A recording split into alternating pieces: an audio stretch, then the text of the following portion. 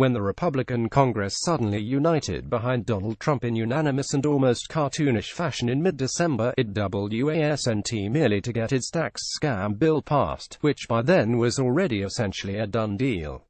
The GOP was trying to set itself up for something in the new year. Yet now, after a tumultuous week internally, the Republican leadership is suddenly and rather strangely waving the white flag. But why? The GOP's reasoning seemed to be twofold. By throwing its entire collective weight behind a sinking Trump, it hoped to stabilize him long enough to pass some more partisan legislation in the short term, and it perhaps hoped to keep his approval rating from falling into the 20s before the midterms, for fear of getting totally wiped out. Paul Ryan and others were talking publicly and giddily about gutting Medicare and Social Security in order to give more money to the wealthy. Then came Trump's shithole controversy. Now Ryan says that he doesn't expect to be able to tackle Medicare or Social Security this year after all. That was supposed to be the cornerstone of the 2018 legislative agenda, so if they're giving up on that, it means they're essentially packing it in.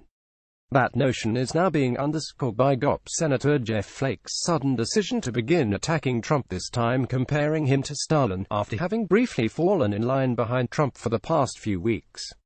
Maybe the Republican leadership expects Donald Trump's shithole scandal to do even more damage to him than the rest of us do, making him so non-viable that they no longer believe they can get anything passed amid the chaos. Or maybe they're just so fearful of Trump's antics pulling the rug out from under them, they're now afraid to keep trying. If so, now what, do they try to oust him before the midterms, or do they hesitantly sit back this year and get wiped out in November? It's doubtful even they know what the plan is anymore. Keep up to date with the latest Palmer Report articles via email.